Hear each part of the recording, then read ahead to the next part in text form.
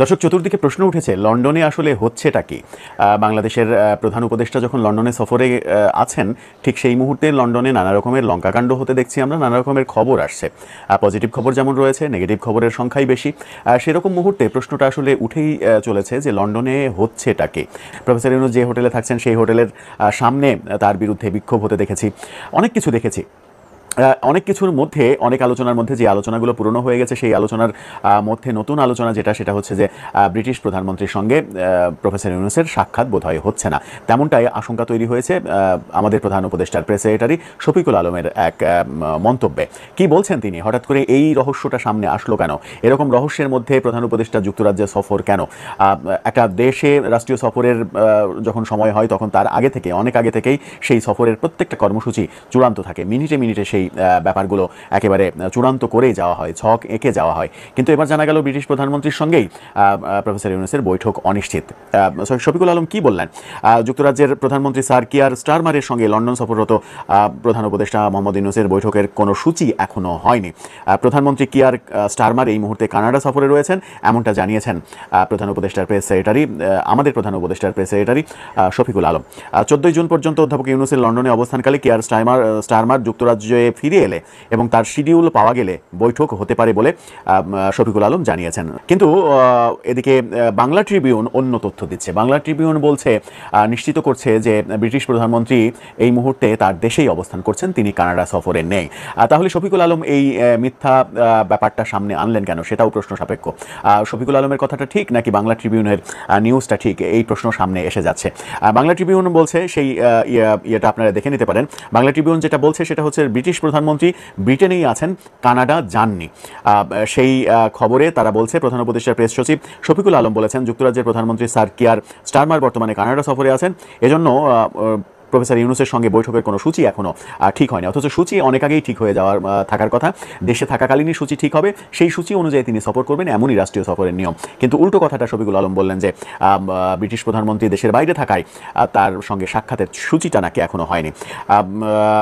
প্রধান উপদেষ্টা লন্ডন অবস্থানকালে কিয়ার স্টারমার যুক্তরাজ্যে ফিরে এলে তার ব্যাপারে শিডিউল নেওয়া হবে, এমন মন্তব্যের পরিপ্রেক্ষিতে লন্ডনের ল ম্যাট্রিক সলিটার্সের পার্টনার ব্যারিস্টার সালাউদ্দিন সুমন বলেছেন, ব্রিটিশ প্রধানমন্ত্রী কানাডায় গেছেন, যে তথ্য শফিকুল আলম দিয়েছেন তা সঠিক নয়, তিনি ব্রিটেনেই আছেন। তিনি আরও বলেছেন, প্রধান উপদেষ্টা প্রেস সচিবের ব্রিটিশ প্রধানমন্ত্রীকে নিয়ে কোনো কথা বলার আগে আরও বেশি দায়িত্বশীলতা দেখানো উচিত ছিল। বিশেষ করে লন্ডনস্থ বাংলাদেশ হাইকমিশনের উল্লেখযোগ্য কর্মীসহ বাংলাদেশ সরকারের একটি শক্তিশালী উইং সক্রিয়ভাবে কাজ করছে। এই ব্যাপারে শফিকুল আলমের সঙ্গে পরবর্তীতে বাংলা ট্রিবিউন যোগাযোগ করার চেষ্টা করেছে, কিন্তু শফিকুল আলম সাড়া দেননি। লন্ডনে নিযুক্ত বাংলাদেশের প্রেস মিনিস্টার আকবর হোসেনকে কল দিয়েও বাংলা ট্রিবিউন পায়নি। ব্যারিস্টার সালাউদ্দিন সুমন যেটা বলছে সেটা হচ্ছে যে মঙ্গলবার ব্রিটিশ প্রধানমন্ত্রী স্যার কিয়ার স্টারমার যুক্তরাজ্যে অবস্থান করছেন।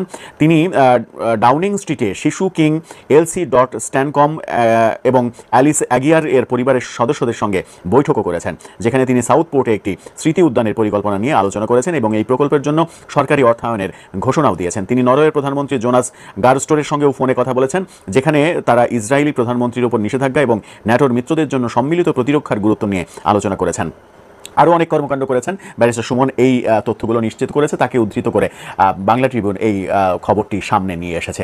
যদি এই খবর সত্য হয়, ব্রিটিশ প্রধানমন্ত্রী যদি ব্রিটেনেই অবস্থান করেন, আমাদের প্রধান উপদেষ্টা প্রেস সেক্রেটারি সেটাকে যদি কানাডা সফর হিসেবে উল্লেখ করেন, তার মানে ব্যাপারটা এরকমই দাঁড়াচ্ছে যে ব্রিটিশ প্রধানমন্ত্রী তার যে সময়, সেই সময় বরাদ্দ দেননি প্রফেসর ইউনূসের সঙ্গে বৈঠকের জন্য।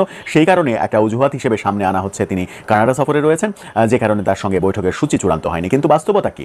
বাস্তবতা হচ্ছে, কোনো দেশের সরকার প্রধান আরেকটা দেশে যখন সফর করেন, তখন সেই সফরে 4 দিনের হোক, 7 দিনের হোক, 2 দিনের হোক, যে সফরই হোক না কেন, সেই সফরের প্রত্যেকটা কর্মসূচি ফিক্সড থাকে। কার কার সঙ্গে কয়টার সময়, কখন, কোথায় মিটিং হবে, সেই ব্যাপারগুলো একেবারে ফিক্সড থাকে। ফিক্সড করার পরে তারপরে সফর সূচি শুরু হয়, অর্থাৎ সফর শুরু হয়। কিন্তু আমরা ভিন্ন চিত্র দেখলাম এই ক্ষেত্রে। আদতে হচ্ছেটা কি? আদতে কি বাংলাদেশের জনগণকে এক ধরনের অন্ধকারে রাখার চেষ্টা হচ্ছে, নাকি আমাদের প্রধান উপদেষ্টাকে ব্রিটিশ প্রধানমন্ত্রী সময় না দিয়ে এক ধরনের কি বলবো, অসহযোগিতার নজির স্থাপন করলেন এবং একটা বার্তা দিলেন যে এই সরকারের সঙ্গে ব্রিটিশ প্রধানমন্ত্রী নেই। সেরকমটা হলে এই সফর পুরোটাই ব্যর্থ হয়ে যাবে, সেটা ধরে নেওয়াই যায়। যদিও এই সফরে তারেক রহমানের সঙ্গে বৈঠককে অনেকে সামনে নিয়ে আসছেন যে খুবই ফলপ্রসূ বৈঠক হবে বাংলাদেশের রাজনীতির জন্য। সেটা কি হবে সেটা 13 তারিখের পরে বোঝা যাবে যে কোন দিকে যাচ্ছে পরিস্থিতি। কিন্তু ব্রিটিশ প্রধানমন্ত্রীকে নিয়ে এই ধরনের লুকোচুরি এই ব্যাপারটা আন্তর্জাতিকভাবেও যখন আলোচিত হবে তখন বাংলাদেশ সরকারের জন্য ভাবমূর্তির ব্যাপার হয়ে দাঁড়াবে মনে হয়। আমার মনে হয় যে ব্যারিস্টার সুমন ঠিকই বলেছেন যে ব্রিটিশ প্রধানমন্ত্রীর ব্যাপারে কোনো কথা বলার ব্যাপারে অনেক কিছু জেনে বুঝে নিশ্চিত হয়ে কথা বলা উচিত। সেই ক্ষেত্রে সরকার আসলে কি করতে চাচ্ছে, কি বলতে চাচ্ছে, সরকারের প্রধান উপদেষ্টার প্রেস সেক্রেটারি তিনি বা কি বোঝাতে চাইছেন জনগণকে, সেই প্রশ্নগুলো সামনে আসছে। একটা মারাত্মক খবর পেলাম, এই খবরটা আমার ঘন্টাটাকে একেবারে আরো নাড়িয়ে দিল। সেটা হচ্ছে দুদিন আগে আমাদের যে ডিজিএমও, সেই ডিজিএমওর সঙ্গে শেখ হাসিনার একটা বৈঠক হয়েছে। এই ধরনের ডেভেলপমেন্ট কিন্তু এই প্রথম। সেখানে কিন্তু অজিত দোভাল ছিলেন না, কিন্তু দেশে নেই, তার থাকার সম্ভাবনাও নেই। সেখানে অজিত দোভাল ছিলেন না। 1-to-1 ডিজিএমও মানে আর্ম ফোর্সের এবং শেখ হাসিনা পরস্পর সাক্ষাৎ হয়েছে এবং বহুক্ষণ তাদের মধ্যে কথাবার্তা হয়েছে। এখন ডিজিএমওর সঙ্গে এই প্রথম একটা সাক্ষাৎ হলো। কারণ ডিজিএমওর সঙ্গে, ভারতবর্ষের ডিজিএমওর সঙ্গে বাংলাদেশের প্রধানমন্ত্রীর সাক্ষাৎটা, এটা কিন্তু অনেক অর্থ বহন করে, অনেক কিছু বলে দেয়। তার মানে কি তার কোনো পারমিশন নিতে গেছিলেন, বা তাকে কোনো প্ল্যান বাদলাতে গেছিলেন, বা তার ভবিষ্যৎ কর্মপন্থা নিয়ে কোনো আলোচনা করতে গেছিলেন, বাংলাদেশের ভবিষ্যৎ কর্মকাণ্ড নিয়ে আলোচনা করতে গেছিলেন। মানে ডিজিএমওর যাওয়া, ডিরেক্টর জেনারেল অফ মিলিটারি অপারেশনে যাওয়া মানে একটা বিরাট ব্যাপার। এই যে ভারত পাকিস্তান এত বড় যুদ্ধটা হলো, ডিজিএমও লেভেলের সঙ্গে কথা বলে কিন্তু এই পোস্টটা তৈরি হয়েছিল। সেখানে না ছিলেন অজিত দোভাল, না ছিলেন জয়শঙ্করজি, না ছিলেন মোদিজি। এই ডিজিএমও যা করার করেছে। ফলে ডিজিএমওর এখানে ভারতবর্ষে যা ক্ষমতা আছে, ডিজিএমও ইচ্ছে করলে অনেক কিছু করতে পারে। সেই ডিজিএমওর হঠাৎ সাক্ষাৎ, এটা আমাকে খুব ভাবিয়ে তুলেছে। যুক্তরাজ্যের প্রধানমন্ত্রী স্যার কিয়ার স্টারমার এই মুহূর্তে তিনি যুক্তরাজ্যে আছেন এবং প্রধান উপদেষ্টা ডক্টর মোহাম্মদ ইউনূস যুক্তরাজ্যে থাকবেন 13 তারিখ পর্যন্ত। এবং 13 তারিখ পর্যন্ত তো থাকবেনই sir Keir Starmer. Sir Keir Starmer Canada যাবেন, তবে তিনি কবে যাবেন? 14 জুন, আগামী 15 থেকে 17 জুন G7 বা গ্রুপ অফ 7 এর একটি সম্মেলন আছে কানাডায়। এবছর কানাডা এটির আয়োজক, সেই সম্মেলনে যোগদান করবেন এবং 14 জুন কানাডার প্রধানমন্ত্রীর সাথে ব্রিটিশ প্রধানমন্ত্রীর একটি বৈঠকের সূচি রয়েছে। শফিকুল আলম কি আসলে জানেন না যে যুক্তরাজ্যের প্রধানমন্ত্রী যুক্তরাজ্যে অবস্থান করছেন? কিংবা জেনে থাকলে তিনি কি মিথ্যাচার করলেন? আজকের যুগে, আজকের পৃথিবীতে মিথ্যাচার করবার কি সুযোগ আছে? বাংলাদেশের মানুষকে কি ধোঁকা দেবার সুযোগ আছে? এগুলো করে আসলে যেটি হচ্ছে, এই যে বর্তমান অন্তর্বর্তীকালীন সরকার, এই সরকারটির উপর বাংলাদেশের মানুষের যে বিপুল আশা আকাঙ্ক্ষা ছিল, সেই আশা আকাঙ্ক্ষার জায়গায় একদম নিরাশ করে দিল। এবং একই সাথে ডক্টর মোহাম্মদ ইউনূস নিঃসন্দেহে বাংলাদেশের তো বটেই, পৃথিবীর একজন কীর্তিমান মানুষ।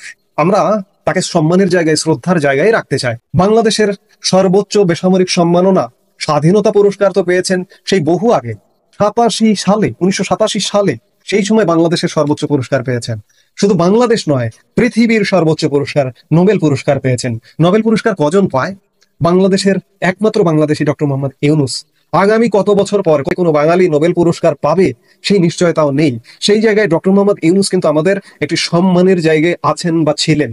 কিন্তু এই যে নানা রকম, বিশেষ করে ডক্টর মোহাম্মদ ইউনূস রাষ্ট্র ক্ষমতায় এসে যে অসম্মানের কর্মকাণ্ডগুলো করছেন, বিগত 10 মাসে বাংলাদেশকে কেমন শাসন দিয়েছেন সেটি বাংলাদেশের মানুষ বুঝতে পারছে। এবং ডক্টর মোহাম্মদ ইউনূস নানা কর্মকাণ্ডের কারণে হালকা হয়ে যাচ্ছেন। এই যে যুক্তরাজ্য সফরটিকে কেন্দ্র করেও এটি ডক্টর মোহাম্মদ ইউনূসের আসলে একটা ব্যক্তিগত সফর, রাষ্ট্রীয় কোষাগারের টাকায় ব্যক্তিগত সফরটাকে রাষ্ট্রীয় সফর বলা হচ্ছে, দ্বিপাক্ষিক সফর বলা হচ্ছে। গতকালকে ডক্টর মোহাম্মদ ইউনূস যুক্তরাজ্যে পৌঁছানো পর্যন্ত, আজকে পর্যন্ত আমরা এটিকে কোনোভাবে দ্বিপাক্ষিক সফরের কাঠামোতে ফেলতে পারছি না। আসলে যা নয় তা বলে, বা আমি যেটি নয় সেটি বলে আসলে হালকা হয়ে যায়। এটি ডক্টর মোহাম্মদ ইউনূসের বোঝা উচিত। ডক্টর মোহাম্মদ ইউনূসের সাথে যারা কাজ করেন, কিংবা ডক্টর মোহাম্মদ ইউনূসের প্রেস সচিব শফিকুল আলমও নানাভাবে ডক্টর মোহাম্মদ ইউনূসকে হালকা করছেন। কেন? আমরা সবাই তো বাংলাদেশের মানুষ, বাংলাদেশের নাগরিক। আমরা চাই যে বাংলাদেশটা গৌরবের সাথে মাথা উঁচু করে দাঁড়াক, কিন্তু আমাদের মাথা প্রতিনিয়ত হেট করা হচ্ছে কেন? এগুলো আসলে নজিরবিহীন। বাংলাদেশে আমরা এরকমটা কখনো দেখিনি। আজকে যা দেখছি, আজকে বাংলাদেশের মানুষকে বলবো যে আপনারা আপনাদের বিবেক দিয়ে, আপনাদের বিচার দিয়ে বিচার করুন যে ডক্টর মোহাম্মদ ইউনূস নোবেল বিজয়ী, বাংলাদেশের সর্বোচ্চ পুরস্কার বিজয়ী, পৃথিবীর সর্বোচ্চ পুরস্কার বিজয়ী সেই ডক্টর মোহাম্মদ ইউনূস আমাদের সাথে কি লীলা খেলা খেলছে।